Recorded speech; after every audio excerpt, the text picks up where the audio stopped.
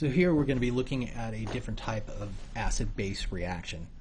Up until now, what we've been looking at is either a Ka or a Kb, where either one acid or one base is involved in the equilibrium. Now what we're asking is what's going to happen when we have two different equilibria in competition with each other. So here we have this equilibrium where we have HF going to make F minus, and then HS minus going to make H2S. So we literally have two different acid base conjugate pairs in competition with each other. And what we're interested in knowing is, given this equilibrium, which side will the equilibrium favor? And this is kind of a tricky question if you think about it too much, but if you remember a simple trick, it's not that bad. The idea is that the equilibrium will favor the side which has the weakest acid. So in these types of acid-base reactions, on the left-hand side there will be an acid and a base, and on the right-hand side there will be an acid and a base. So what you want to do is look at the two acids, the one on the left and the one on the right, and then compare them. And the equilibrium will lie on the side of the weakest acid. So on the left-hand side, the weak acid is HF.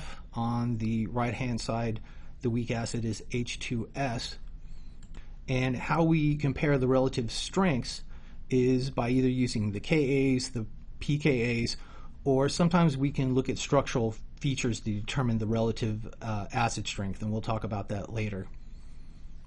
So for HF and H2S, I have given the two Kas. So the Ka for HF is 7.2 times 10 to the minus 4. Ka for H2S is 1 times 10 to the minus 7th.